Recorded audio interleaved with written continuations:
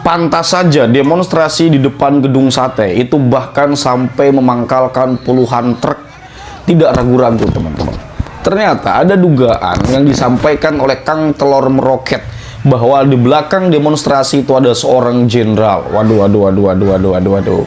Saya tidak bisa menyampaikan buktinya, tetapi ini disampaikan oleh Kang Telor ya. Maka saya katakan ini ada dugaan di belakang seorang jenderal. Dan ada seorang oratornya, yaitu adalah Kang Dodi ini. Ya, jadi kata Kang Telor, si Dodi Permana ini punya temen seorang jenderal, yang dimana jenderal ini hendak mencalonkan diri sebagai calon gubernur, tapi gagal. Waduh. Coba kita lihat dan perhatikan bagaimana Kang Telor Meroket dalam hal ini menyampaikan sesuatu yang di luar perkiraan kita semua, teman-teman. Silakan. Warahmatullahi wabarakatuh. Sampurasun. Terbongkar ya, siapa orang di balik Dodi Permana. Dodi Permana yang selama ini terus menerus membuat narasi-narasi negatif ya, memprovokasi masyarakat dan selalu mengomentari setiap kebijakan-kebijakan, dan hampir seluruh kebijakan Kang Deddy Mulyadi salah di mata Dodi Permana. Oh, ternyata ya, ini sebabnya ya. Saya mau cerita dulu ya. Dulu pernah kan, saya tuh pernah nginep di rumahnya Dodi Permana ya. Waktu dulu dia mau kasih motor Mio second itu. Nah, lalu saya pergilah ke Bandung. Nah, selepas pergi ke Bandung, di situ bertemulah saya dengan aktivis kampung ya, aktivis kampung yang bernama Dodi Permana.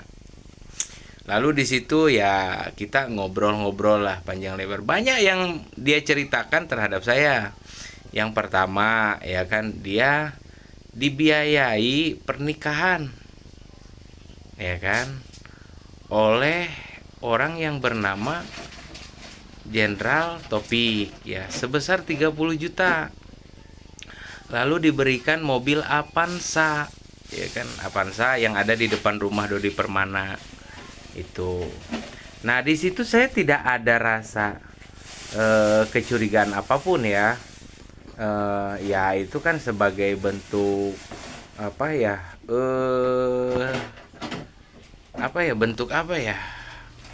bentuk kasih sayang dari seorang kawan lah mungkin ya, menurut saya tuh. Nah, lalu dia mencoba untuk mengajak saya menemui beberapa tokoh di Jawa Barat, di Bandung ya kan, dari mulai tokoh A, B, C, D ya kan. Nah, sekarang ya kan ada informasi sama saya bahwa ternyata Jenderal Taufik yang Dodi Permana bicarakan itu adalah salah satu kader dari Gerindra yang mau mencalonkan sebagai gubernur pada tahun kemarin. Ya. Tetapi pencalonannya gagal karena Pak Prabowo Subianto menunjuk Kang Deddy Mulyadi untuk maju sebagai gubernur. Ya. Jadi Jenderal Taufik sahabatnya Dodi Permana ini yang akan maju sebagai calon gubernur gagal. Nah, di mata Dodi ya dia orang baik ya kan, karena ya dia udah mau kasih uang untuk pernikahan, lalu sudah diberikan mobil Avanza, dan ya mungkin yang lain-lain lah yang saya tidak ketahui ya. Yang saya ketahui ya cuma dua itu aja, mau 30 juta untuk biaya pernikahan, lalu mobil Avanza, karena itu yang diceritakan sama saya gitu kan. Berarti di sini kita bisa membaca ya, jadi kritikan Dodi Permana terhadap Bapak Aing Kang Deddy Mulyadi ini sudah jelas ya arahnya, ya terbongkar motifnya, yaitu dendam ya.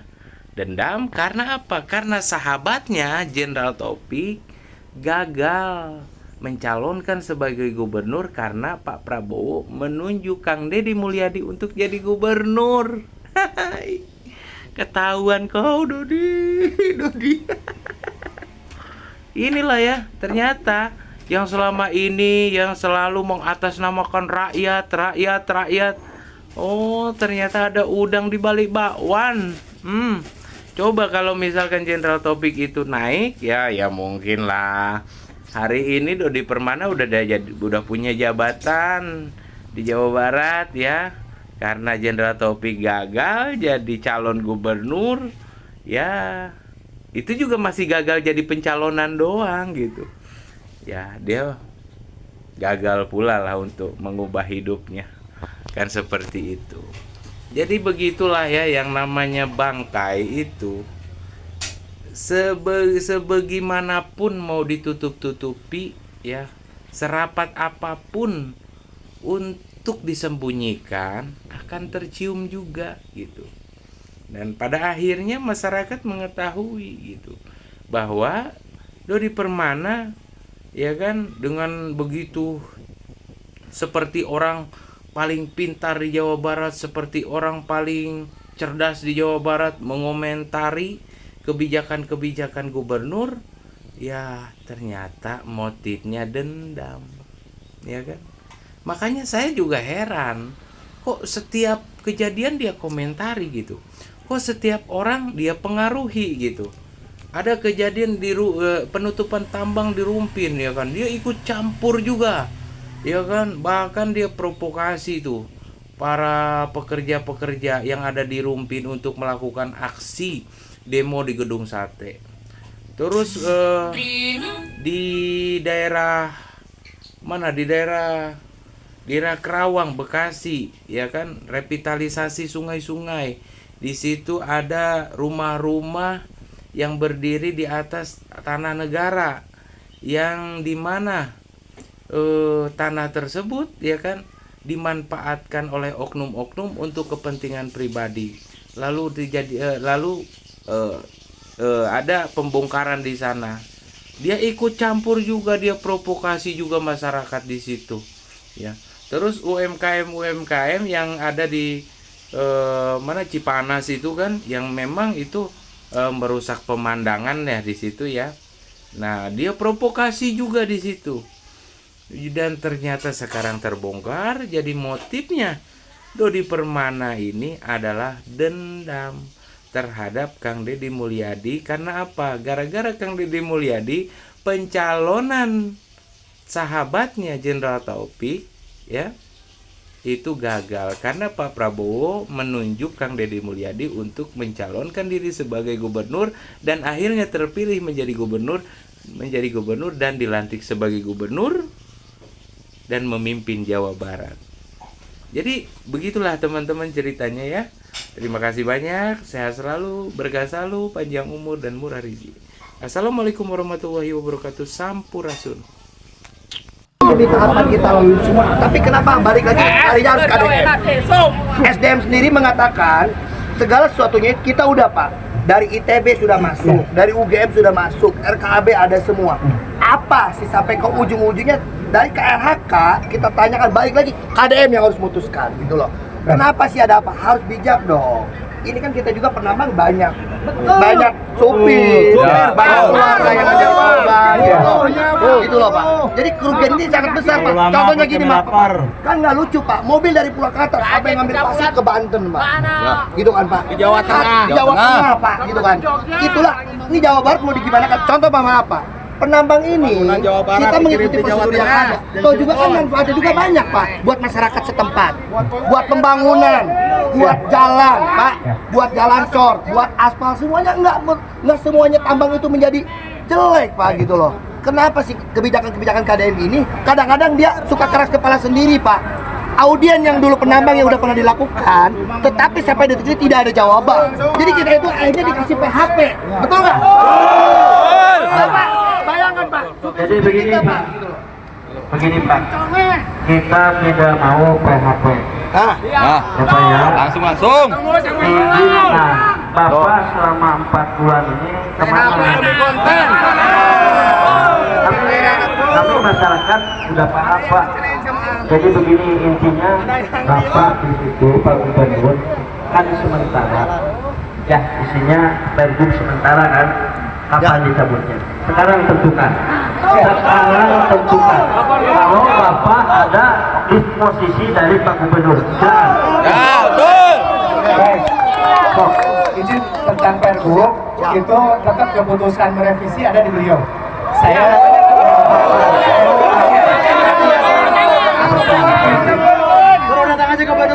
izin, ini poin yang akan saya sampaikan juga.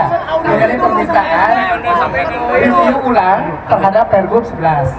Jadi, kalau tentang waktu, saya tidak punya kapasitas untuk menjawab itu, tapi bahwa inputnya nanti akan saya sampaikan. Kan Bapak disposisi baiklah. Betul. Ya, Bapak sekarang bisa telepon tuh. Ya, Pak ini sementara kapan kalau misalnya direvisi? Oke, kapan jawabannya sekarang Pak? Kan ini bisa melalui dewan Pak. Oke Pak, ini Pak. Ini nggak usah Kita melalui dewan. setuju. Intinya kita teman-teman di sini minta kepastiannya gitu. Jangan begini Pak. Coba maaf Bapak lebih mengerti tentang ini. Kita melalui berkas ini udah lebih dari hampir 2000 lembar Pak. Kita mengikuti aturan Pak. Dari SDM dan lain-lain. Kok ini semua nggak diangkat? Ini berapa tahun Pak untuk mencari ini Pak? Dan ini biayanya besar Pak. Berapa tahun Pak gitu loh. Kita bukan ilegal loh Pak, kita adalah pemegang izin tambang. Dan itu semua sudah dikaji dan kita minta jawaban yang pasti dan minta keputusan dari KDM, minta kepastian jangan dikasih PHP selalu. Siap. Poin itu akan kami sampaikan Pak mengenai waktu sesegera mungkin.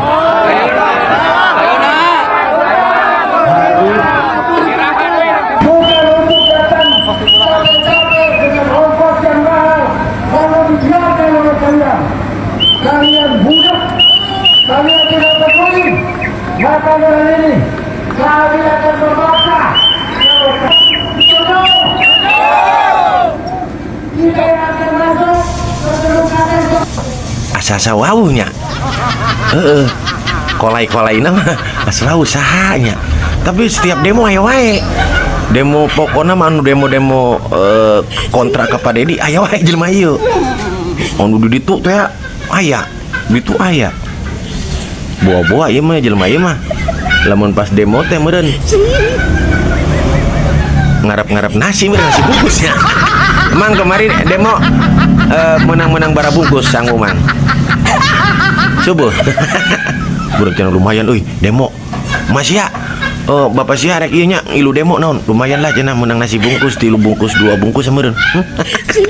Aktivis nasi bungkus guys hete karunya teuing nya mang melintuh mang ulah kuru wae melintuh dahar sing gembulnya sepitik merusak air sebelah. Contoh, Pak Gubernur datang ada kejadian longsor di Bogor. Datang ke sana, oh inilah merusak lingkungan itu. Kami setuju. Ketika dikaji merusak lingkungan dan merusak tatanan nanti ke lingkungan, setuju nggak kita ditutup? Tapi berdasarkan kajian yang resmi.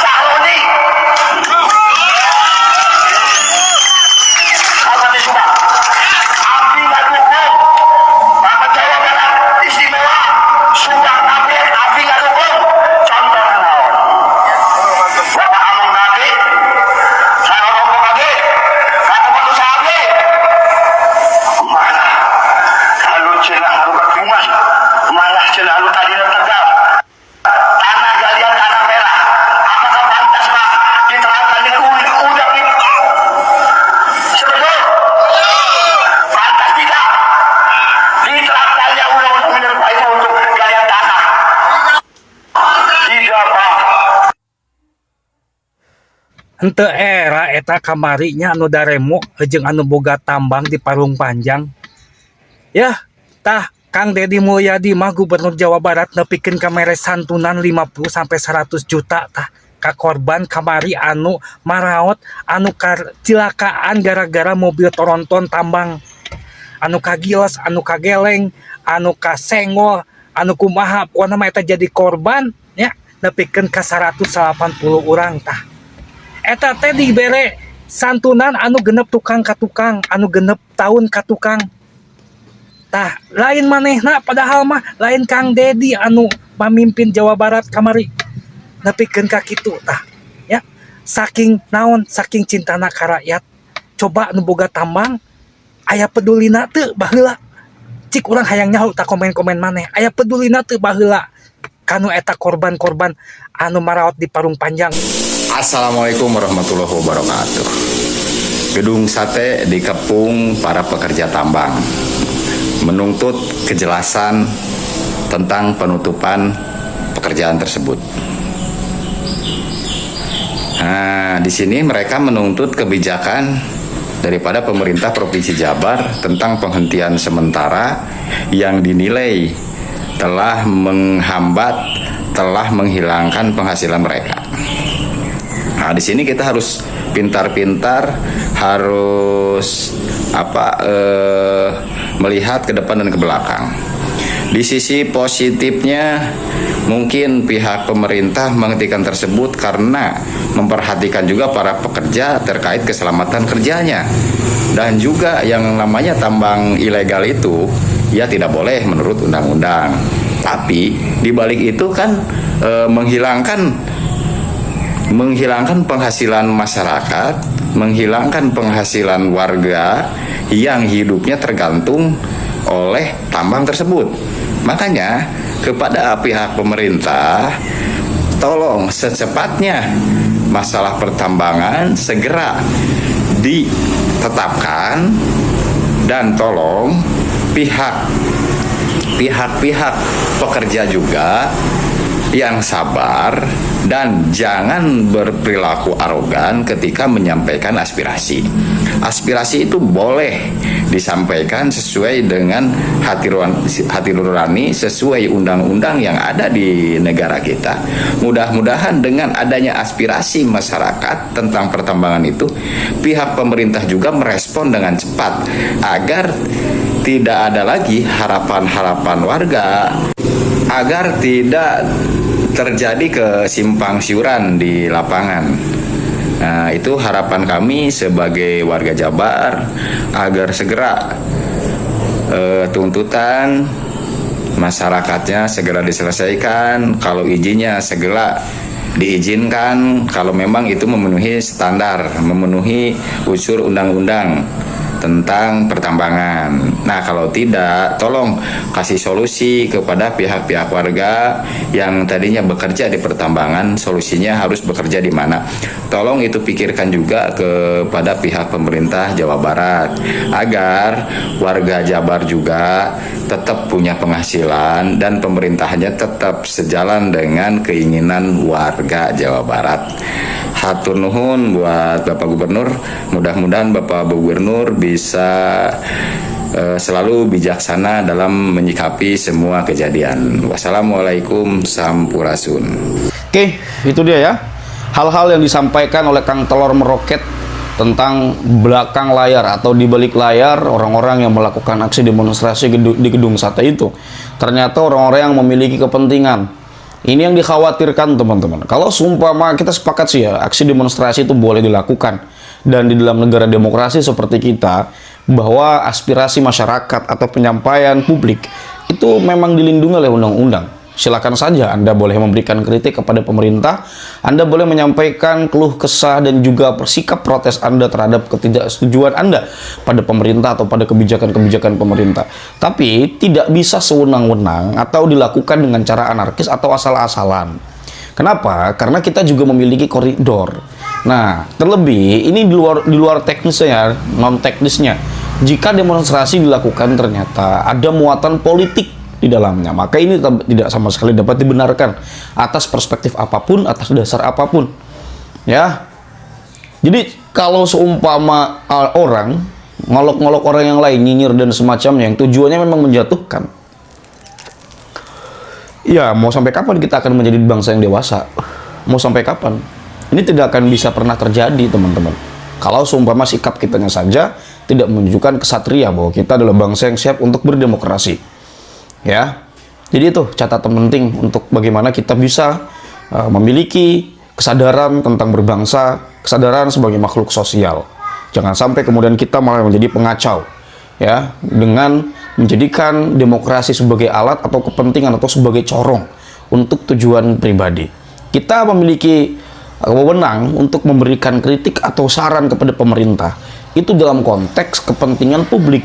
Kalau kepentingan pribadi ya urusan lu sendiri itu mah. Ya. Jadi barangkali itu saja teman-teman hal-hal yang dapat saya sampaikan.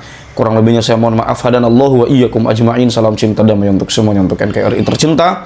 Wallahu huwal muwaffiq ila aqwamit thoriq. Wassalamualaikum warahmatullahi wabarakatuh.